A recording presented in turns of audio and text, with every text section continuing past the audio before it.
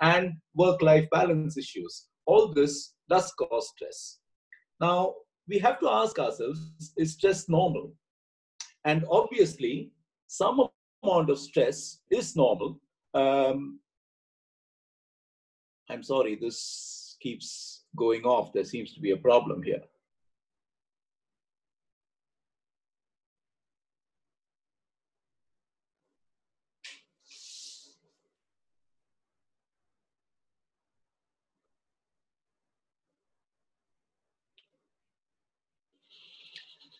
So some of us amount of stress is normal. It kind of, prepares mind and body for danger. It enables us to take defensive action.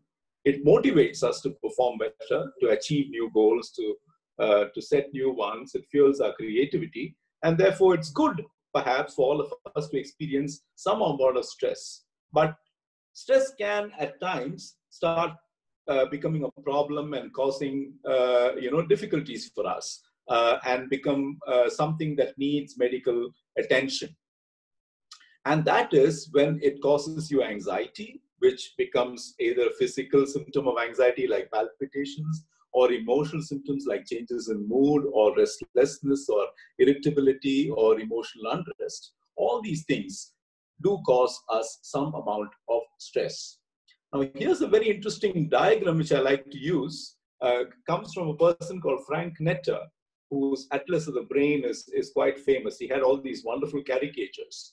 And very briefly, what it shows you is a man walking down a pathway who comes across a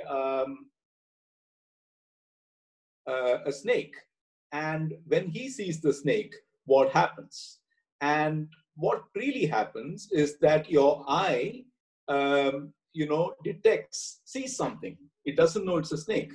But that information then goes to the part of your brain which assesses information from the visual pathways. And that's called your visual cortex. And then that stimulates your emotional center, what's called the amygdala. Which then, so you can see that loop, which then leads to that whole autonomic arousal that you are experiencing. And what happens then is that your heart beats fast. You really then become prepared to either fight or flee. And that entire experience of fight or flee is what really is stress is all about, and how the amygdala is important. Now, one of the things that Freud made us all aware of was the importance of emotional conflicts, because all of us experience some emotional conflicts, which we tend to repress in our brains, and many of them remain unconscious. But the brain is like a dirty clothes box. You can only put in so many dirty clothes. After a while, what happens is that the dirty clothes box is no longer able to take any clothes. And then you stop being able to process that information, and it kind of comes out as anxiety. I'm going to just stop sharing the screen and perhaps just go to an open meeting. Apologies. I'll talk to you without the slides, because I don't think the slides are working very well. My apologies to you. So let's ask ourselves, what provokes these situations in normal life? Because after all, modern man doesn't live in a forest. Modern man is not coming across a snake every day. Some of us do when we trek or when we go out to, nature. But it's not something we come across every day. So what causes stress for us as modern people? And there are 3 or 4 basic concepts that I'd like us to think about. The first concept is what I would like to call your mental preparedness. And this comes from, Skinner was a famous behaviorist.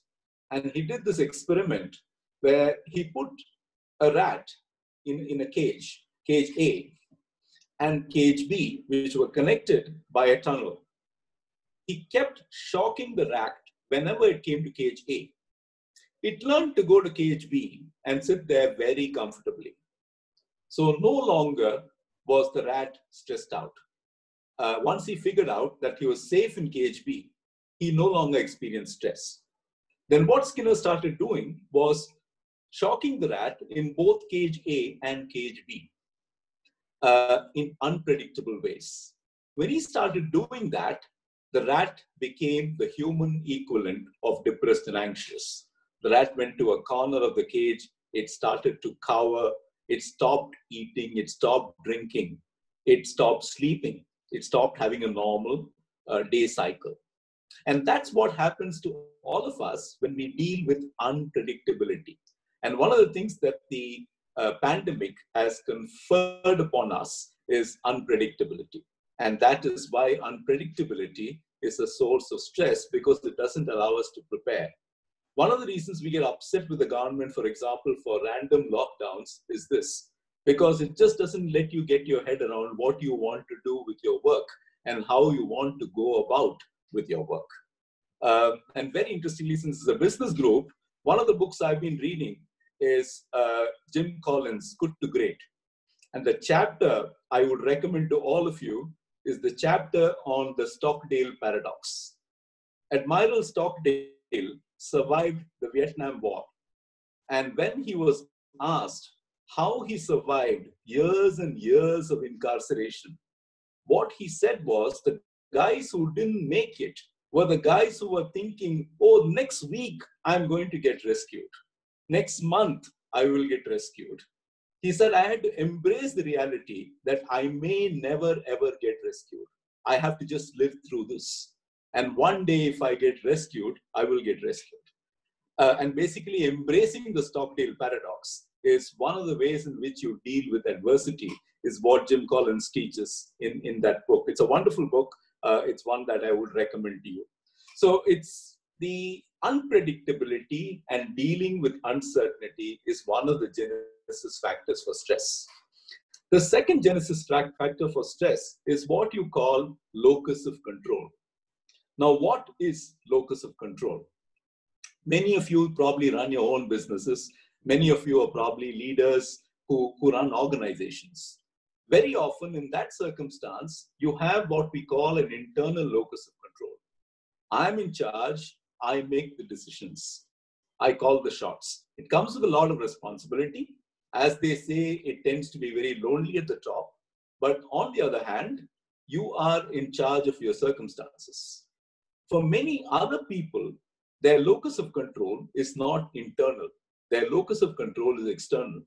You may, as their boss, for example, say to them, oh, I want you in the office at 6 a.m. tomorrow morning. And the poor guy has no way to say to you, I can't come at 6 a.m. tomorrow morning, boss. I've got something else happening early morning tomorrow in my house, right? So he does not have an internal locus of control. And how we learned about the importance of this is with the assembly line workers in the World War, post-World War years. If you remember, I don't know how many of you have seen Charlie Chaplin Modern Times. The assembly line will start, and then at some point of time, it will stop. Then he goes and runs and tries to get his lunch. And then the assembly line will start again. Very often, how did assembly lines work? It will move. The thing will come in front of you. You do your job, maybe turn the screw 7 times, and then it moves again. You don't control how it started. You don't control, oops, I apologize. I've lost the screen. I do apologize. You don't control how it stopped. You don't control both. And this is something that means that your locus of control is entirely external to you. It's not internal to you. And yet, what do we do? When we operationalize our work, operationalize our business, we take the locus of control more and more away from our employees. Okay? And this is something we are now learning through the lockdown, work from home. What is one of the benefits that people are seeing in work from home?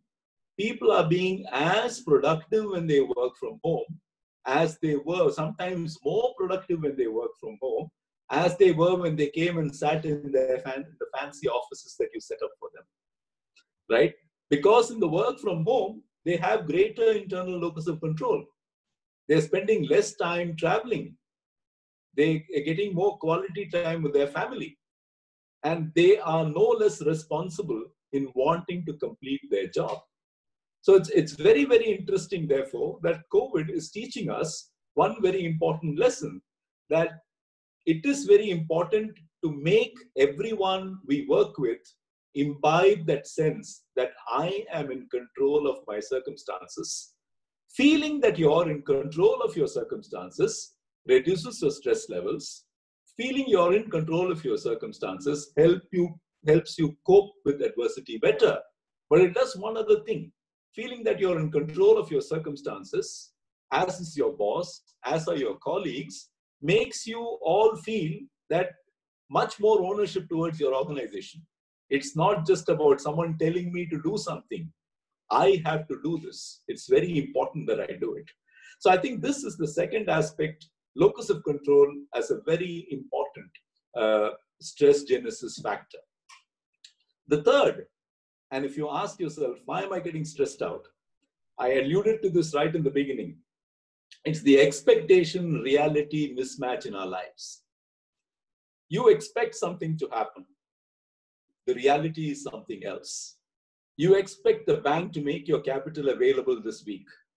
The reality is that the bank is going to take its own time to make that capital available. And that gap between your expectation and your reality is what really makes you feel very stressed out. It causes you to experience stress.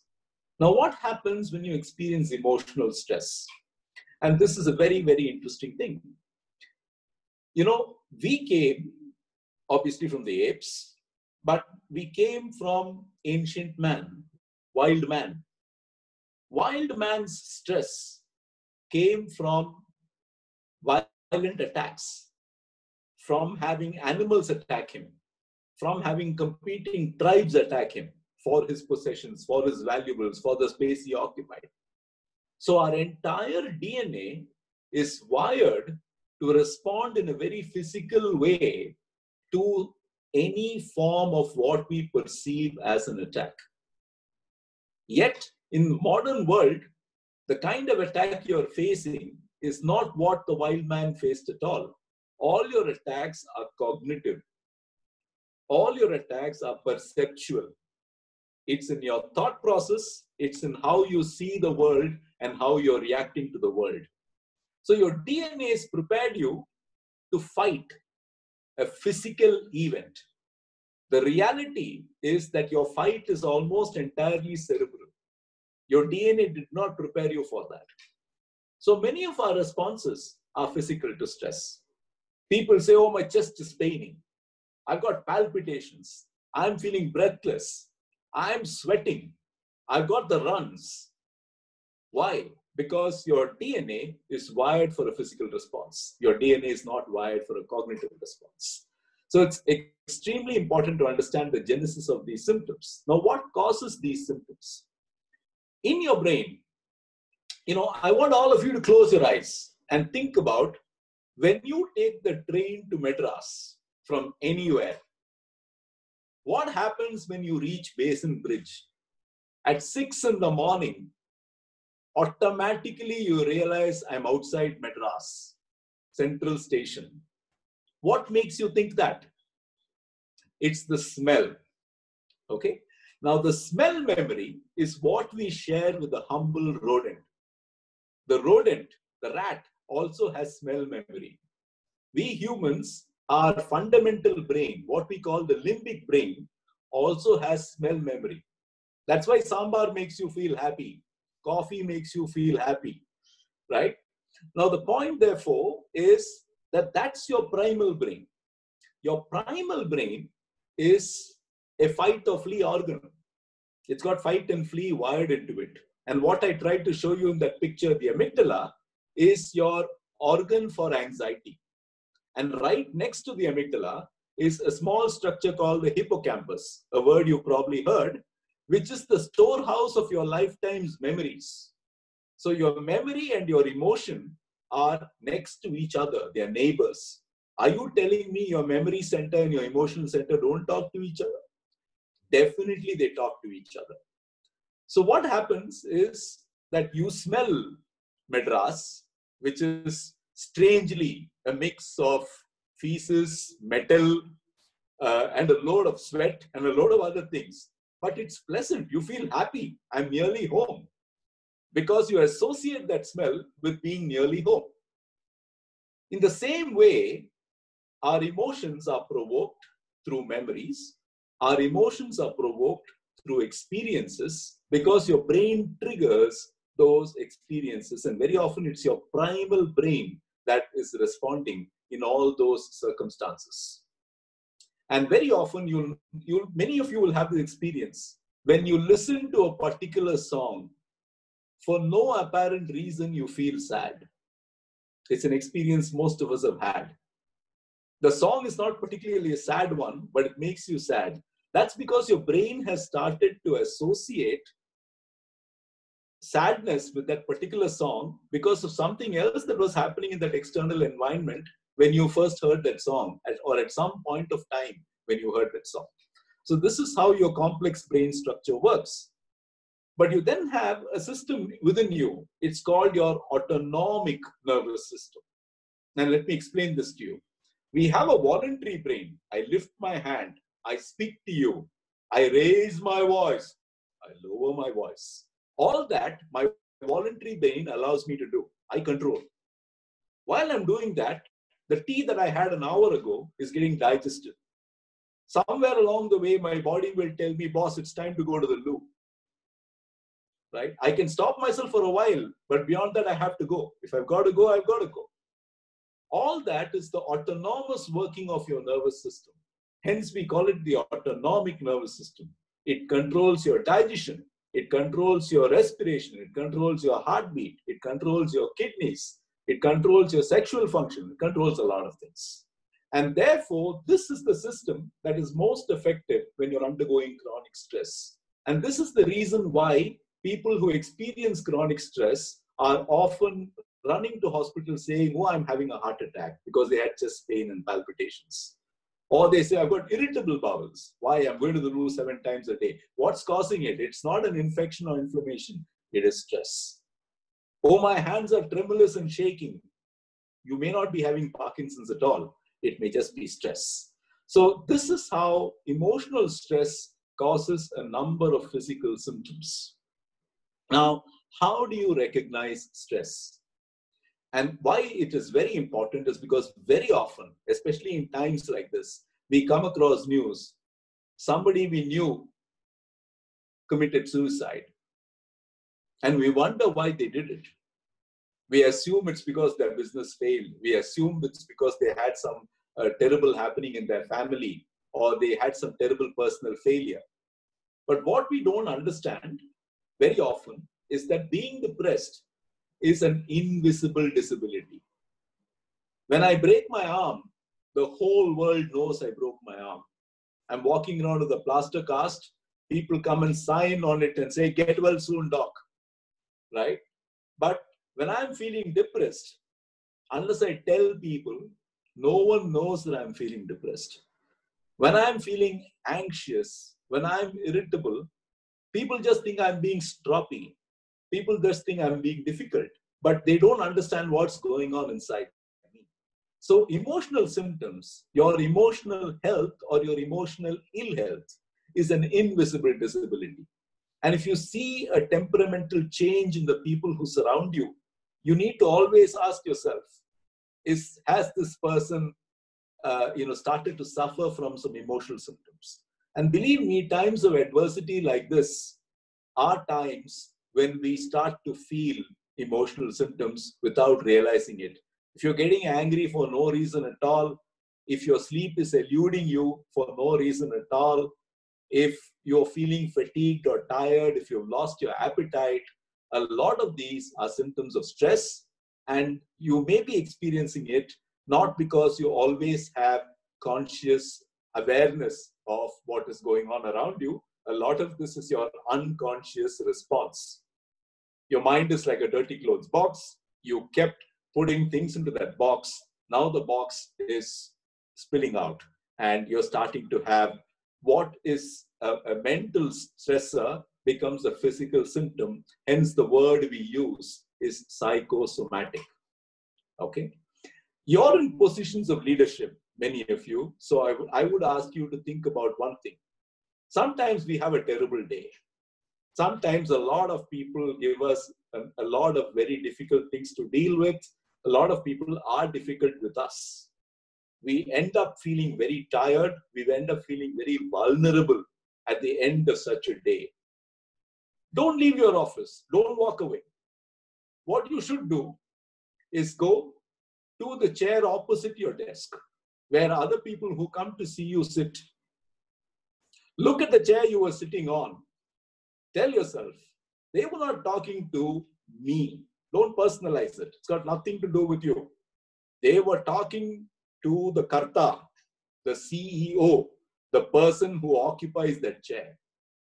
And they would talk that way, or they would behave that way, or they would pose those problems, not just to me, so and so, but to anyone who occupies that chair. It's very important to learn to look at ourselves from the outside. And when we look at ourselves from the outside, that is when we understand that problems, especially work problems, are not meant to be personalized. Problems at work are meant to be depersonalized. And that's when you leave it at work. It stays with the chair when you go home. You don't take that problem home with you. And this is one reason, of course, why work from home is not as efficient. But it's important to think about this, that it's very important that we learn to depersonalize our feelings. Now, there's something very interesting. Why do these experiences make us emotional? They make us emotional because of the mental associations we make. So, dealing with it like this is called a metacognitive thought process. And a metacognitive thought process is when you are able to step out of that bubble, when you're able to examine the bubble from the outside, and when you're able to be objective about the bubble. And it's a very, very important quality for people in any position of responsibility, any position of leadership, because challenges are what people face very, very frequently when they are in those positions. So please keep this in mind. One final thing that I'd like to say to every one of you is, mindfulness today is a billion-dollar industry. In fact, a multi-billion-dollar industry. What does it ask you to do? It asks you to observe yourself. It asks you to be self-aware. It asks you to be in the moment. And the vast majority of mindfulness exercises are meant to make you self-aware, aware of your emotions, aware of your thoughts, aware of how your body is reacting to those thoughts. Okay? And there's a whole program called mindfulness-based stress reduction, which has become extremely powerful and important because of this. But mindfulness is from Buddhism. It's been made secular today. We come from an ancient country with a wonderful heritage. Let me point out to you that the Vedanta said that the mind is like wild horses, which tend to run away in different directions. You have to rein them in. And one of the most important ways in which you deal with stress is being able to understand those wild horses, how they are trying to run away in different directions. Try to understand the genesis of that running away, why the wild horse is running away, and then learn to deal with the genesis of that. And I'm going to leave you with a very, very small and final thought process, which is recognize around you who is your energy vampire. Is there a person or are there people that every time you have a conversation with them, you walk away feeling tired, stressed out, anxious, nervous, irritable, on edge? If such people exist in your environment, one of the most important ways to manage that stress is learn to avoid those people. Okay? So you need to be aware of your energy vampires. Believe me, they exist. And you need to either learn to avoid them or you need to learn to deal with them better than you have been dealing with them till now. This is a difficult time, but this is also a time when we have an opportunity to become more resilient, build that resilience not just in ourselves, build that resilience in our organizations. So please remember my locus of control story, that building internal locus of control in everybody who works alongside you is going to be the success of embracing what I call the Stockdale paradox. I commend you again to read Jim Collins in his book. I also commend you to read the new biography of the Dalai Lama, because a lot of the mindfulness comes from him. And the Dalai Lama is a wonderful fountainhead of very, very, very important thought processes. Apologies for the slide problems in the beginning. Sorry to ad-lib without the slides. And I'm very happy to take questions. Thank you so much. And thank you especially to Vijay. And I recognize a few fellow members of your group. Thank you all. Thanks, Dr. ESK. Floor is now open for questions. If you have, you could use the chat box and put up your question rather than using your mic.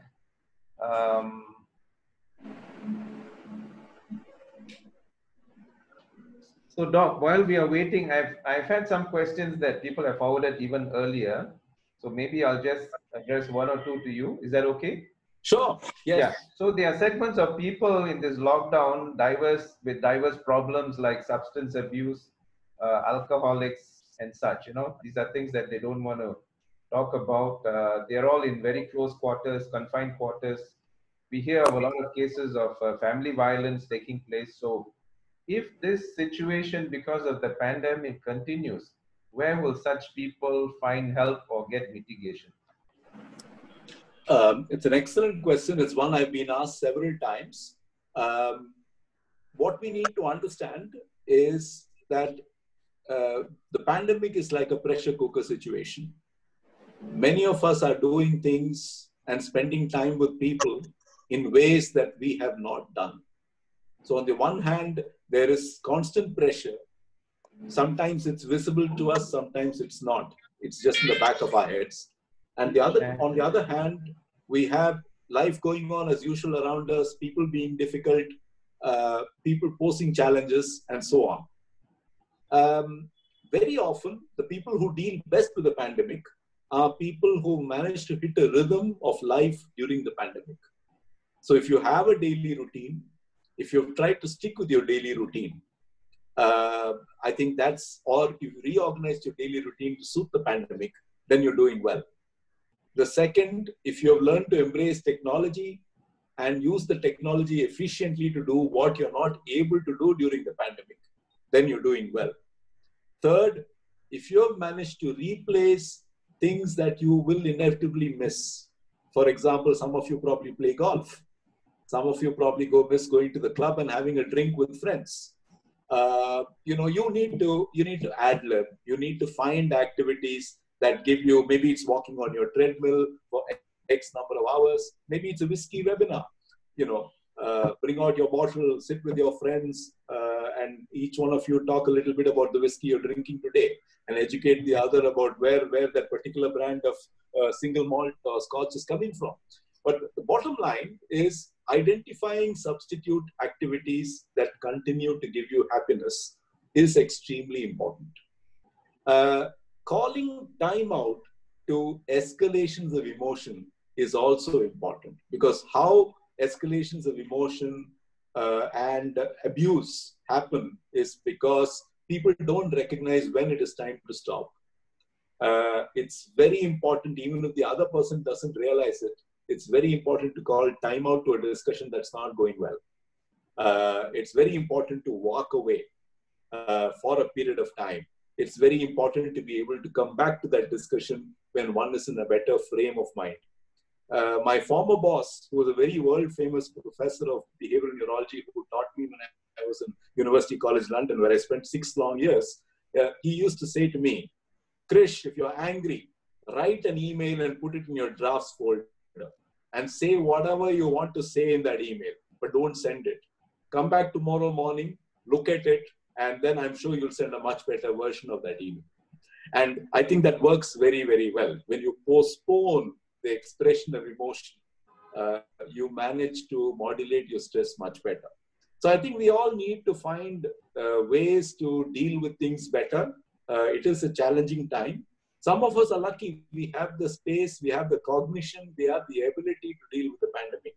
A lot of other people, unfortunately, are not lucky. Yesterday, I had a family living in a 1,000 square feet space where a couple of new members had to move in because of the pandemic. And, they're not coping well at all. And they have nowhere to go. So I think there are a lot of people who are much worse off than us. So learning to look at the glass as half full rather than half empty, a very tired expression, but one which remains important, is also an important way of dealing with your stress and your, potential emotional discontrol. Thank you, Doc. I have one more question that came earlier. This concerns children and education. Quite a few schools, especially the private schools, have gone on to e-classes and e-learning. I understand that many teachers and schools are still grappling with the way they deliver and interact on a day-to-day basis. The challenges apparently are in the home, where the students are, the kids are with their parents, and how to manage this whole session, because they're not sitting in their home offices, or do they have, or not do they have separate space. So if this pandemic continues and for the rest of the year is going to be this way, how do you see this being managed better? Because I understand even the teachers are under a lot of duress, stress to deliver, to look at new assessment modes and things like that. Just a thought. So I was talking to some medical teachers this morning in another webinar. And one of the very interesting things that came up was they're having an entrance exam for young doctors. This is in Australia. And, for them to enter the specialization training. And they initially started by saying that it will be a no-book exam. And they wanted to put in measures whereby the people could not refer to anything. Then they figured this is going to be very difficult during a pandemic. When people are all taking their exams online, how do you make sure they're not getting other sources of information when they're writing their exam? So they've dealt with it by, setting a very tough exam paper and giving everybody an open book exam and saying you have to complete it in 24 hours. Okay, so in a sense, if you have no knowledge, if you're not prepared, you'll find this very difficult anyway to do. So they just flip the challenge. And I think that every one of us and every organization which is involved in this will have to, somehow learn to do this. If you have a child at home, I have a 15-year-old who's doing online education today. You have to learn to empower them to go through their classes online efficiently as well as you possibly can. Find them a space in your home where they are not disturbed while the classes are going on. Give them the equipment that they need if you can afford it. There are challenges. People do struggle with all this. Even today, internet connectivity, for example, is not wonderful. But at the end of the day, we have to empower and enable the child. That's very important. And secondly, I think we'll have to look at teachers and parent-teachers associations have to look at other ways, like this medical entrance exam. We'll have to look at other ways of empowering the children. For example, instead of saying you can't refer, answer the question I just asked you, you can say you can refer, but in 10 minutes, I want that answer. And the point is, if I know nothing about it, if I didn't listen to the teacher, and if I don't know where to look, I'll never be able to deliver that anyway. So I think there is a whole adaptability factor, which brings us very interestingly to another aspect of what helps us cope with stress. It's called emotional intelligence. Some of the smartest people who waste all the exams don't do very well in life because of this one problem, which is the lack of emotional intelligence. And to some people, that is God-given, your ability to get on with people, empathize with them, understand what they are seeing, deal with them. For others, it's also part of how they grew up and how they learned to deal with the world. And I think training our minds to try and put ourselves in other people's shoes, understand where they are coming from, and respond appropriately to them is a very, very important part of becoming emotionally intelligent. Now, there's one strategy we are using in our practice. I run an organization called Buddhi Clinic, which basically delivers mental health and neurodisability care in a holistic way. And one of the things that we're doing with youngsters, for example, is doing something called a multiple intelligence assessment, which it leverages on Howard Gardner's theory of multiple intelligences. And what we are trying to say is nobody is intelligent in just one standard way. We are all intelligent in different ways. So the things that we choose to do, the vocations that we choose, or the tools that we choose to be successful need to be adapted to the ways that we are intelligent. I had this kid who was a bit of a nerd, who had a lot of temperamental and emotional problems that was showing themselves both in school and at home. When he first came to us, we discovered he was musically intelligent. By the time we finished working with him, in a year and a half, he had become the star singer in school. He got himself a girlfriend. He learned to drive a car, and now he's in a very good music school. He's moved on in life because most of his situation and most of his education system was emphasizing what he could not do. Somebody had to point him towards what he could do. And I think that this is the big challenge. We have to identify what people can do and point them towards what they can do, rather than go on rabbiting about what they cannot do, even in our own organization.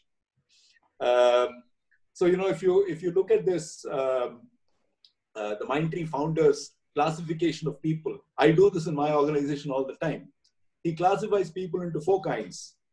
Are you a ninja? Which means you'll just go out there, kill someone, come back and ask, why did you ask me to kill? You won't ask before you go. Are you a coach? Are you someone other people automatically radiate towards for thought, for discussion, for comfort, for mentorship? Are you a thought leader? You come up with new ideas. You have new visions. You're somebody who can think out of the box. Are you a rainmaker? Are you the one who goes and shakes hand and makes business for the organization? What are you? Now, most of us are 2 of these kinds of things, right? You can be a ninja and a thought leader. You can be a ninja and a coach. You can be a thought leader and a rainmaker. You can be any one of these permutations and combinations, but most of us will identify 2 qualities in ourselves. But what do we do in organizations? We make people do perhaps what they are not necessarily cut out to do at all. Like a grand old national party wants to have one person as a leader and doesn't realize that that person is probably not cut out for that particular job. You can be the smartest person in the world, but if you can't do that particular job, you can't do that particular job. You're causing stress, not just to yourself, but to the whole world, everyone around you. And I think organizations need to realize this, that people are intelligent in different ways, and we need to unlock the creativity and intelligence of that person. The famous book on this is Daniel Goleman, on emotional intelligence. It's a book that's came out a long time ago, sold a number of copies. It's one still worth reading, and he's integrated in many ways many of the thoughts about emotional intelligence. So again, I'll commend that to you. Thank you, Doc. One other question. You use the analogy of the Stockdale Syndrome, where that man prepared himself to be incarcerated because he knew he was going to be in prison for a long time, and he said he was most likely not going to get out. If I use that analogy for today's situation, in his case, he knew he was going to a physical prison which looked like a prison. He knew that his controller will be the warden. Now, if you use that analogy in home, I'm just saying this tongue-in-cheek. Will your wife be the warden? Will your home be the prison? What is it that is going to mentally prepare us to separate the physical space from that space in our mind to cope with this confinement? I'm sure a lot of people are going through this. So I suspect that you're, on your own at home right now, since you're asking the question. I'm confining myself. But in terms of embracing the Stockdale paradox, This was during the the Vietnam War, and Admiral Stockdale was caught and tortured by them, and a lot of the torture was unpredictable, and that's where he came up with this whole concept: embrace your adversity, be able to say that this is the way it is. Not that I'm going to not fight it, I'm going to fight it, but I see the reality of it. I see that this, for example, say the pandemic. We keep saying, oh, next quarter will be better. That's the opposite of the Stockdale paradox, embracing Stockdale paradox. If you start saying next fiscal will be better, and if you start automatically expecting that until March, we are all going to be scraping the bottom of the barrel, that's embracing the Stockdale paradox. So in a way, you're mentally preparing yourself for a form of adversity, which you have not really acknowledged yet. And all your fight is towards that. At home, one of the acknowledgements we need to make is people are who they are. We spend a lot of time and energy wishing people would change, right? Children can change. People don't change beyond a point. I hear, for example, couples come and sit in front of me, and the lady will say, sir, 25 years since we got married, he's never bought me a gift for a wedding anniversary. Okay, and I say to myself, it's taken you 25 years, you still don't know he's not going to do it in 26 also. But the point is, her Stockdale paradox to embrace is that this guy is never going to remember. She is better off going and buying her something and sending herself something and sending him the bill, rather than expecting him to carry a nice package home. And so this is the point. What is the source of your stress even at home? It's very often you're hoping against hope. This person will be nice to me today. He's a nasty guy. Why are you going to the conversation thinking he's going to be nice today? He's never been nice before anyway to you, right? This is where I think most of us get stressed out, that we are constantly kind of refusing to accept the reality of what it is or who we are dealing with. And certain situations demand that we fight. Certain situations demand that we depersonalize. We stand outside the situation and just observe what's going on. Certain situations demand that we walk away. It's not always cowardice to walk away. Sometimes it's wise to walk away. It takes courage to walk away. So, I think this is something that we need to understand. And sometimes we place undue pressure on ourselves. Yesterday, for example, someone was telling me, but doc, I have a 12-year-old at home, and what will happen to him if he divorces? Hey, you guys are fighting every day in front of him. Yeah, what makes you think he's happy? Now, this is what we have to ask ourselves. So sometimes we go with preconceived notions, which ought to be challenged. We really ought to challenge some of those preconceived notions, which we are existing with. I spot a question on things like yoga and pranayama as ways of dealing with stress. Excellent question, highly recommended. I would definitely suggest a form of meditation. It can be yoga, it can be mindfulness, it can be your whatever form of meditation that you wish. I was listening to a very interesting podcast yesterday where someone was talking about a Kashmiri form of meditation, where you lie down, you imagine the brilliant, beautiful blue sky, and then in moments after you visualize that, you just let it fall away. It's a meditation that just takes a few, minutes, literally. But what it makes you do is acknowledge that nothingness, acknowledge that emptiness in the universe. So, there are many things that we can do, but these are very highly recommended. I would definitely embrace a form of meditation as a way of dealing with stress. Someone asked about the energy source. I was not talking about an internal energy source in a positive way.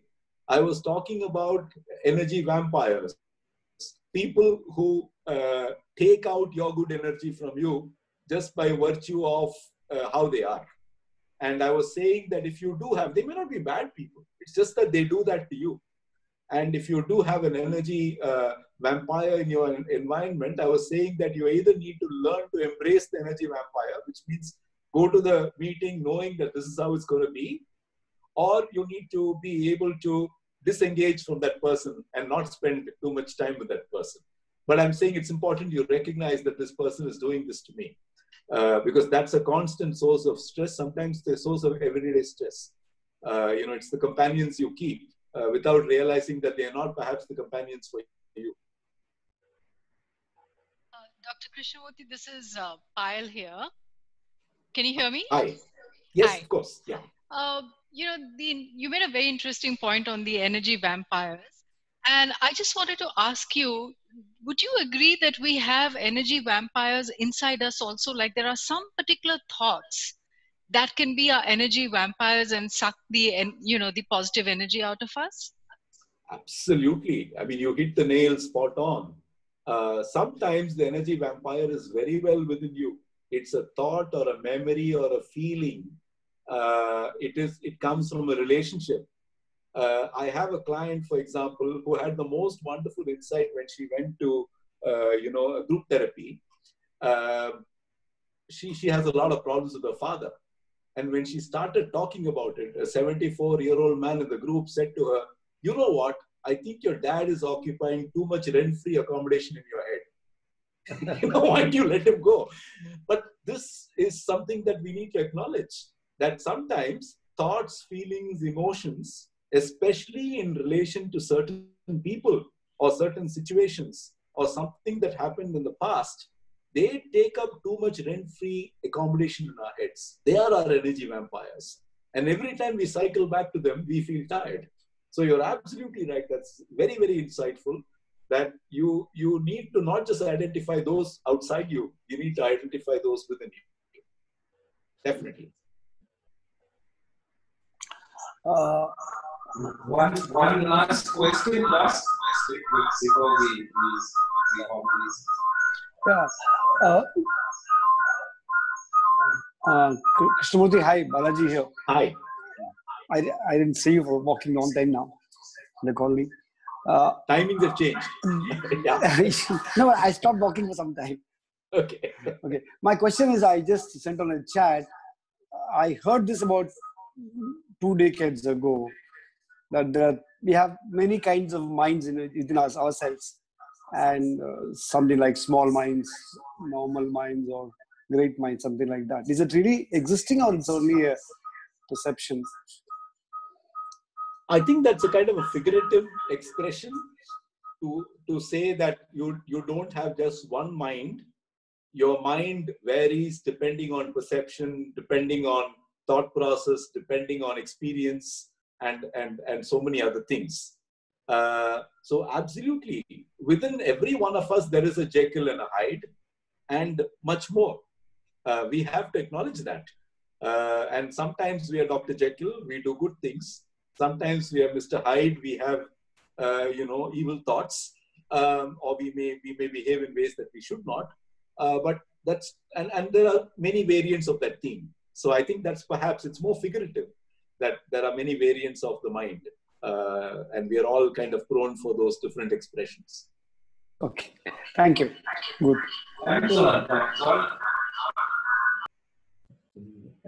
I'm going to suggest that we wind down. Your session has been so absorbing that a lot of people are coming up with their own suggestions and comments. So we may need to do a part B of your session, just exclusively for people who want to reach out. Before I invite Jiva to propose the vote of thanks, I would just like to remind everybody that this is our second Zoom meeting, video conferencing. So